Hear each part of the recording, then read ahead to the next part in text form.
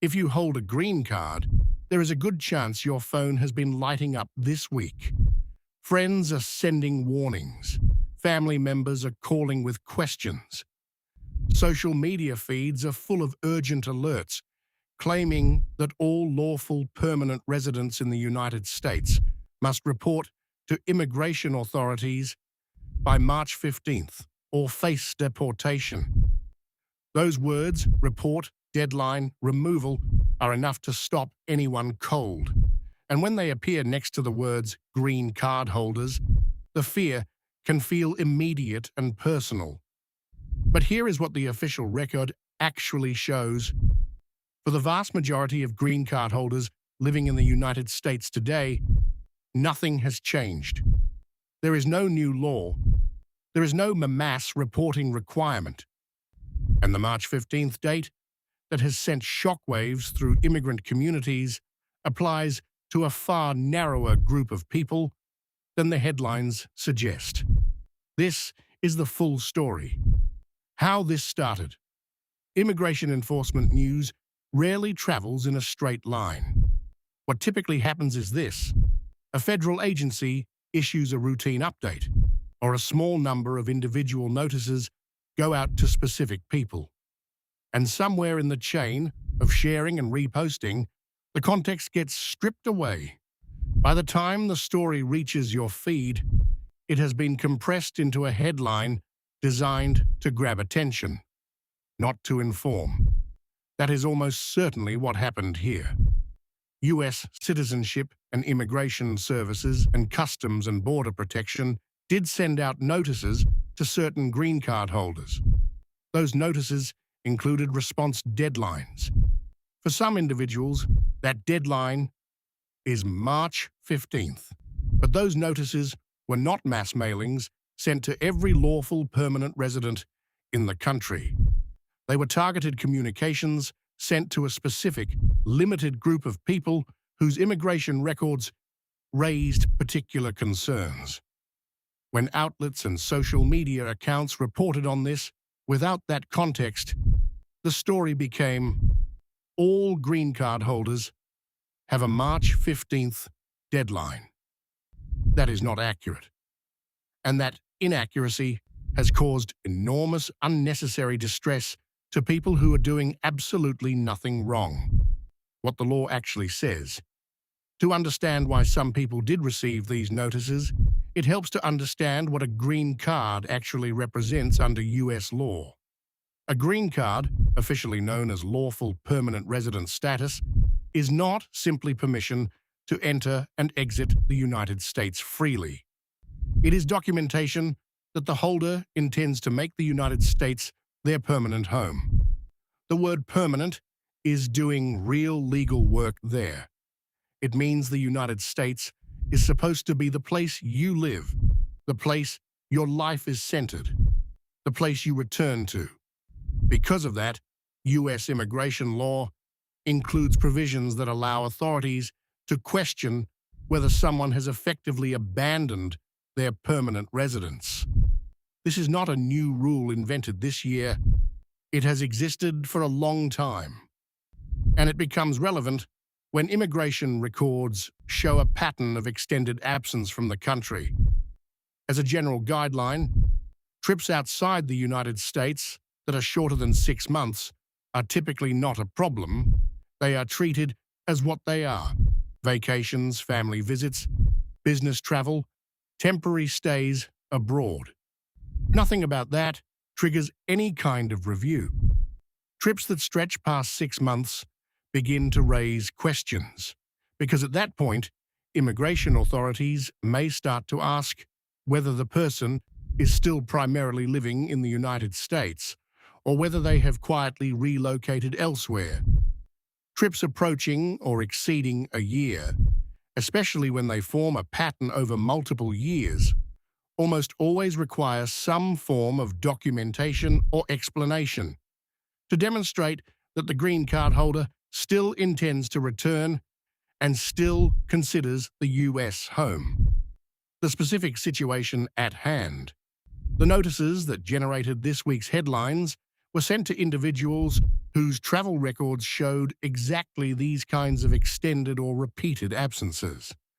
In some cases, these are people who received a green card, then moved back to their country of origin, built a life there, and have been returning to the United States only occasionally to maintain their status.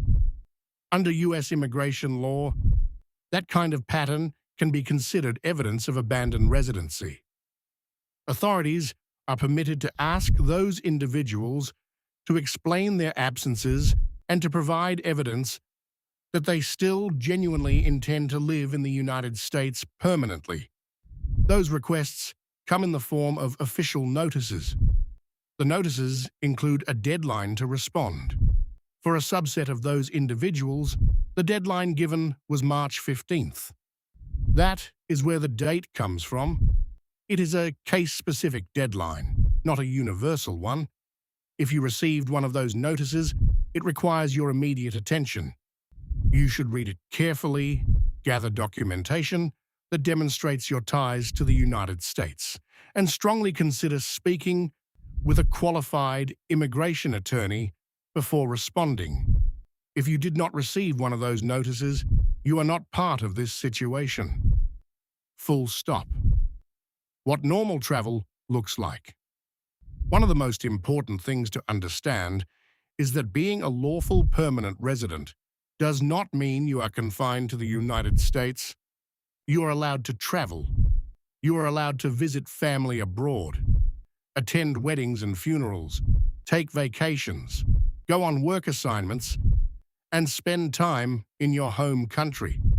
None of that puts your status in jeopardy when the United States is still genuinely where your life is based.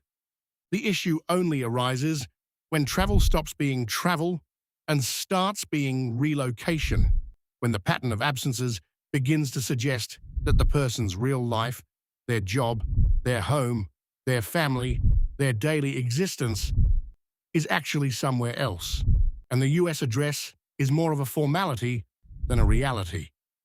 Immigration officers are looking at the full picture. Where do you work? Where do you pay taxes? Where do your children go to school? Where is your bank account? Where is your lease or your mortgage? Those are the indicators that reveal where someone's permanent home truly is. If those indicators all point to the United States, short or even moderately long trips abroad are not going to endanger your status. The myths being spread right now. Because fear travels faster than facts, several specific false claims have been circulating widely and deserve a direct response. The first false claim is that every green card holder must register with the federal government by March 15th or risk deportation. That is not true. There is no mass registration requirement. There is no universal deadline. The only people required to respond to anything by a specific date are those who received an official, personalized notice from a federal immigration agency telling them to do so. The second false claim is that any recent travel outside the United States, even a short trip, has now put your green card at risk. That is also false. Normal travel has always been permitted and continues to be permitted. A vacation, a family visit, a work conference abroad. None of that creates legal jeopardy for someone who is otherwise living their life in the United States. The third false claim is that immigration authorities are conducting random sweeps and selecting green card holders for removal without cause. Immigration actions are based on specific, documented circumstances in an individual's record, not random selection. And the fourth false claim, one worth highlighting specifically because it causes financial harm, is that you need to urgently hire someone or pay for a service right now to protect yourself from this deadline. If you have not received an official government letter, there is nothing you need to pay for and no one you need to hire in response to this particular news story. Scammers and unscrupulous services routinely exploit immigration, fear, to extract money from people who do not need their services.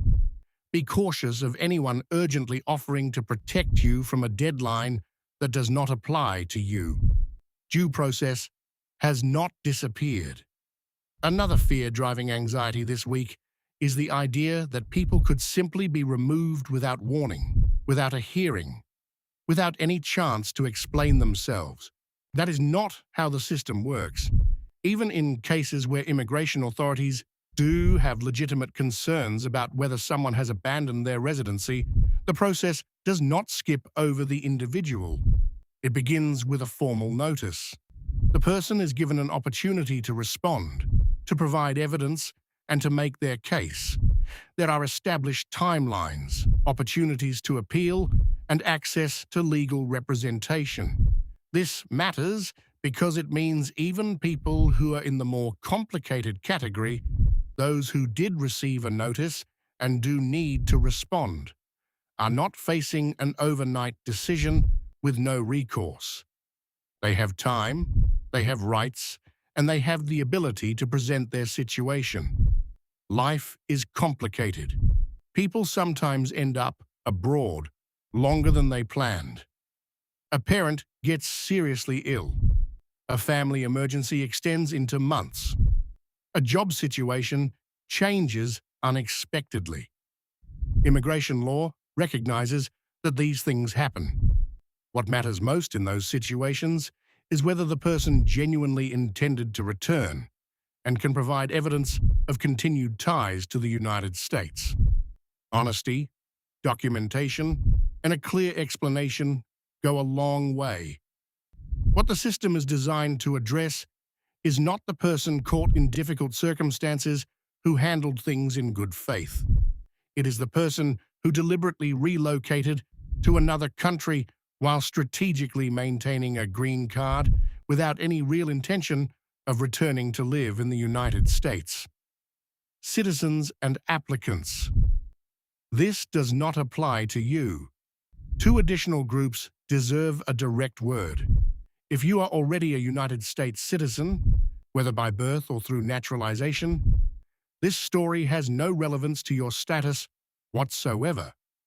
Citizens cannot lose citizenship because of travel or time spent living abroad. That protection is essentially absolute for anyone who obtains citizenship through honest means. If you are currently waiting for a green card application to be approved, or waiting for a citizenship interview, or in the middle of any other immigration process, this enforcement situation does not apply to your pending case. The concerns being raised about long-term absent green card holders are separate from the process you are already participating in. Continue following your instructions from USCIS. Respond to any requests for evidence and be patient with processing times. What is happening this week does not affect where your application stands. 4 things every green card holder should do.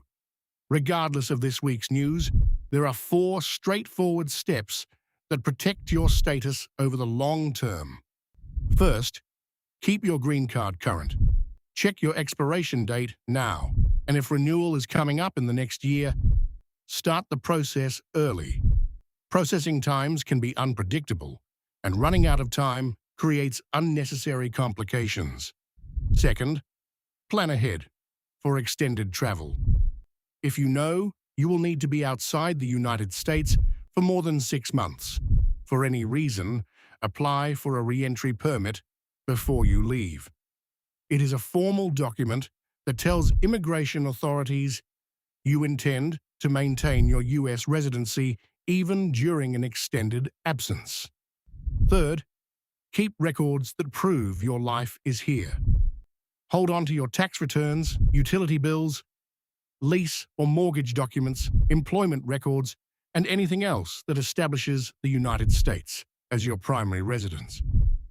Most people will never need to produce these documents, but having them organized takes almost no effort and provides real protection if questions ever arise.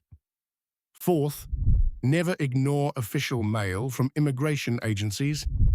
If a letter arrives from USCIS or CBP with your name on it, read it the same day. Note any deadlines. Respond promptly.